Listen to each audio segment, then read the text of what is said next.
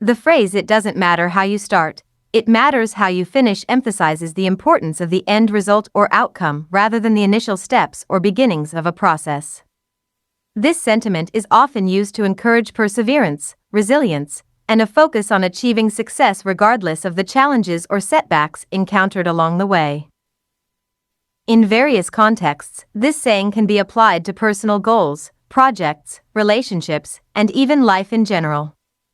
It suggests that the journey may involve obstacles, mistakes, or difficulties, but what ultimately defines the experience is the successful completion or achievement of the desired goal.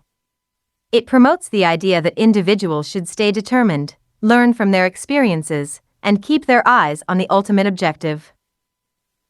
Whether applied to academic pursuits, career endeavors, or personal development, the message encourages individuals to maintain a positive mindset and continue working towards their aspirations, understanding that the path to success may involve twists and turns but ultimately leads to a meaningful and rewarding outcome.